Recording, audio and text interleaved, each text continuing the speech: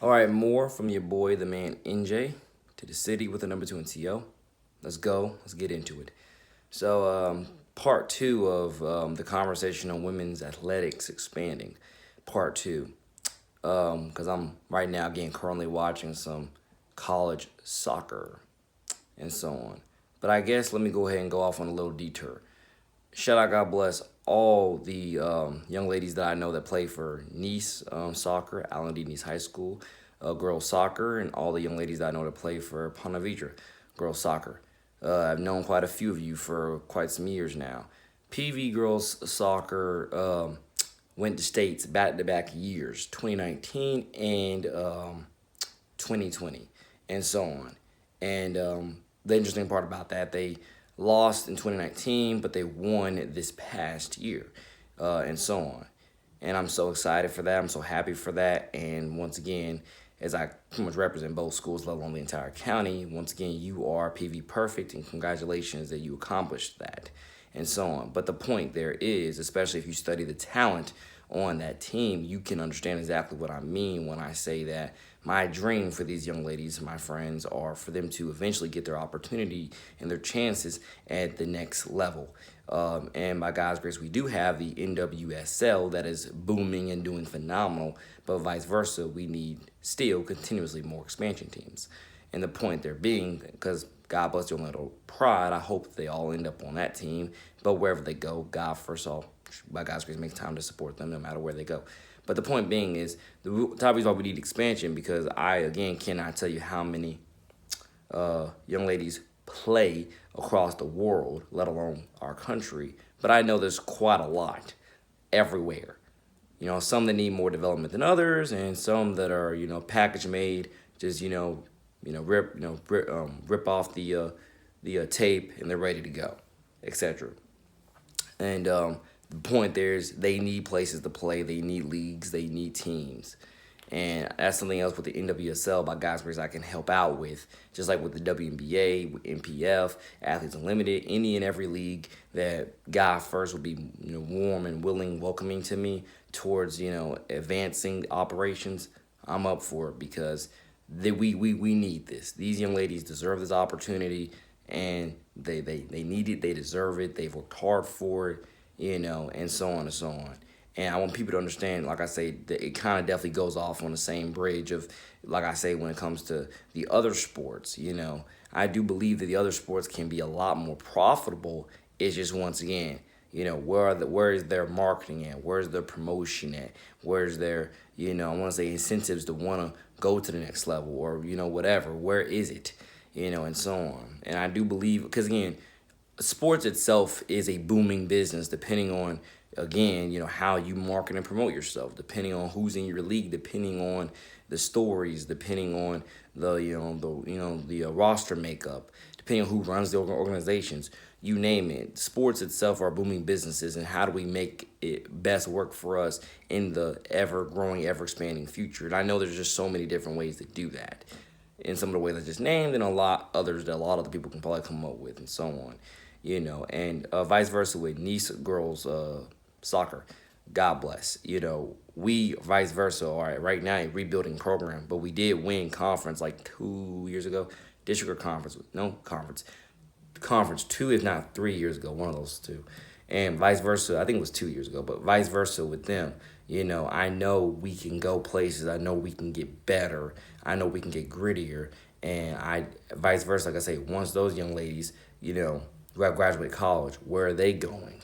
I want these young ladies to know that once they leave college, they have a for surefire place to play, let alone for surefire place to play and get paid like the royalty of which they are, and so on. And that's exactly with any and every league that watches this, let alone any parents, any parents, faculty, staff, anybody from these leagues, really anybody, any adult watching this, let alone any student watching this. This is what I'm gonna help you with. I want to help you with, and I know a lot of parents who totally agree with me on this, and absolutely we look forward to the expansion of these leagues, because we just got to do it. We got to do it for our young girls to grow up and know, hey, you have some place to play.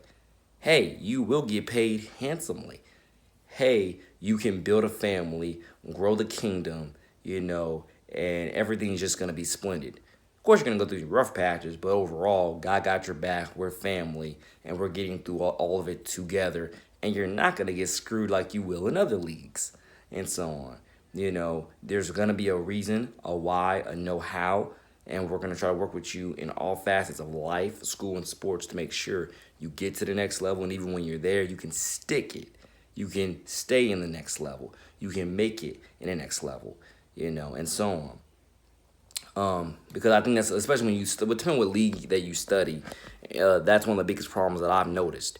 A lot of these leagues are piss poor horrible, or at least two major ones that I know of, and I'm pretty sure you can guess which ones are piss poor horrible. Particularly at the quarterback, I'm just gonna say NFL at the quarterback position are kind of piss poor horrible when it comes to some of their guys sticking in the league. And to go off on that little tangent, because Josh Rosen's career is a perfect example of, if you don't, I ain't gonna say if you don't get drafted to an organization that doesn't believe in you, because the guy Steve Kahn believed in him. Only difference is he hired a dude in Cliff Kingsbury that was on record saying, I would take him with the #1 overall pick. Oh crap, wait a minute. Now I have the #1 overall pick. Yay. And then, you saw how that went. I wanted them to draft Kyler Murray. But I also wanted the Jags to trade for Josh Rosen, and or have wished that the Dolphins would have stuck with him and built around him in some type of way. And I mean, in terms of I don't mean in terms of, because it's like Tua vice versa kind of fell into their lap last year. But I mean, I wish they would have stuck with him in terms of, he wasn't going to be their long-term future, but I really wish that he was their short-term future when it comes to, after they drafted Tua. I had hoped and had wished after they had drafted Tua, they would have put Josh out there, for however long, to try to get some return on investment, to make sure that the next team he went to, he was their long-term investment face of the franchise. But you'd see that didn't happen, especially when all these reports came out about, oh yeah, Josh is doing great. He's making a lot of strides behind the scene, and he's really coming along really great. I guess that was hogwash, because you cut him the second you had the chance.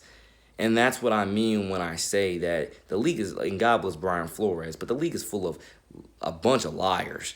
They'll tell you they love you one day and you're their quarterback. Next day they either draft your replacement and it's not, and the thing is, it's not really a big problem about drafting replacements, because in terms of competition's good. Competition keeps you upright. And unless you have consistently multiple bad games, everybody will give you some leeway for the most part, because everybody understands you have a few bad games here and there. Just don't make it consistent where it keeps on hurting the team and so on. But the thing is, you see how Josh Rosen's career went from there, and you see how it's going right now. And that's something that I would definitely, I don't want any player to have to go through that. When your GM, let alone your GM, your owner, your whoever, your coach gives you their word about not trading you, wanting to build around you, you're our guy, or you're our girl. I really do want these leagues to, again, start being built on some integrity, some responsibility, and some character counts, rather than some he said, she said, hogwash garbage where I'm going to talk you up to the media, try to boost your trade value, and then when I get on the phone, we're not offering you more than a second-round pick for this guy, etc. Because supposedly the same thing with Josh Rosen's career. We want a first for him. Didn't get that. Got a second and a third. Sam Darnold was recently traded. Oh, yeah, everybody's like, they should be getting a, second-round pick now. They got that for him, but you get the point in terms of, if he was in this draft, he would have been the second quarterback taken. Vice versa, when the Cardinals drafted Kyler Murray, if he was in this draft, he'd be the second quarterback taken. And people were thinking like, okay, then that's why we should be getting some firsts for him. But I think one of the top reasons why the league runs like that, because, I imagine other GMs were telling Steve Keim at the time, bro, we don't need him. You need us. So you can draft Kyler Murray, and or so you can draft Kyler Murray without it being quarterback competition, etc. We don't need him.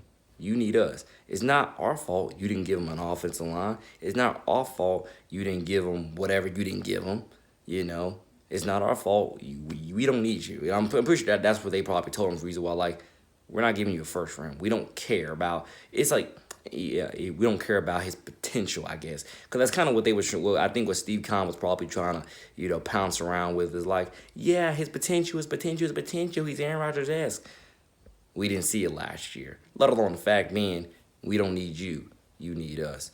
Because I'm pretty sure dozens of teams believe that, yeah, he has all. I'm pretty sure dozens of teams believe in him, have the whatchamacallit, but they're like, this is the business side of it when it comes to trades. If nobody's gonna offer you that, don't expect us to offer you that. We want this guy, but hey, we're not gonna. But especially in that little between a rock and hard place, where we don't really need you, you need us.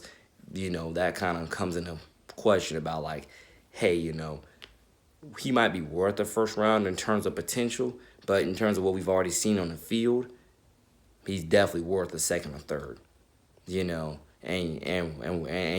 not gonna expect us to bet on his potential to give you something that nobody else is gonna give you. And I guess the point being, sometimes that can be a good thing, other times it can be a bad thing. Depends on which way you look at it. But I think one of my biggest points, ladies and gentlemen, is the fact being vice versa when it comes to women's athletics, the future of women's athletics. I just know it can be stronger, it can be badder, it can be a pure powerhouse if we just invest in it more, if we get the business side of it right, where people stop getting screwed, let alone, and so on, because for example, like, it's especially in terms of, actually, I don't even know if that even fits into this narrative. Just let me not put it in this video, at least not say it right now. But like I say, that's the fact of it. I do believe that if we can get these brands, if we can get these teams, if we can get the business side of everything where it needs to be, I do believe that we're gonna get better, we're gonna soar higher, and we're totally gonna build these leagues for long-term longevity, sustainability. And definitely when it comes to politics and sports, trust me, I do believe to a heck of an extent, politics and sports should probably not be there, but I ain't gonna lie, politics and sports are there regardless whether you like it or not. And I mean, in terms of it depends what type of politics you're embracing. I think so, because you got to understand, it might not be to the forefront of the forefront of things. Actually, it might not be to the forefront of marketing and promotion, but politics do exist in sports. When it comes to roster management, who gets cut, who doesn't, who gets these extra paydays, you name it. Trust me, politics is in sports, whether it's behind closed doors or it's out and open with your marketing promotion. And that's something I think people need to understand, because I think we've all been there plethora of times where we thought to ourselves, how did this guy just make the roster when this other guy clearly beat him out, etc. Sometimes you're betting on, again, higher potential when it comes to a younger guy versus a more seasoned veteran guy, and that makes sense. But other than that, trust me, I think we've seen it before where black and white race and a few other things played parts in why certain people got cut. In both sides of the spectrum, men's and women's sports, let alone all levels of the sport. Even Pee-wee probably, God forbid. But it's there, whether it's behind closed doors or it's not, it's there. Let alone when it comes to money being thrown around. And I mean in the most negative way when it comes to that. Because there's a positive way, that money can be thrown around in sports, but there's also a negative way. The negative way of money being thrown around in sports is like, you're only starting this person because of donor money, and so on. Not because they're the best person on, to play and so on. And that's a big thing and I've read that within a lot of school reviews, when it comes to that's the corruption part of everything. And I think that schools of all kinds need to just get better, universally better at that, in terms of throwing all the garbage out of the game and replacing it with some, beautiful, plentiful flowers that can grow into some, great big trees that can, truly, again, just help plentify the earth, which in terms of, plentifies your sport, grows your sport, where, again, people want to be involved, they want to invest, and they want to play for you, and especially if the players know they're being taken care of properly with respect and character, everyone's going to want to play with you, let alone play for you. You have to know how to manage all this stuff and put it to the best forefront of your league, let alone of your sport. And trust me, things will just, go smoothly from there. God first, more coming soon. Peace.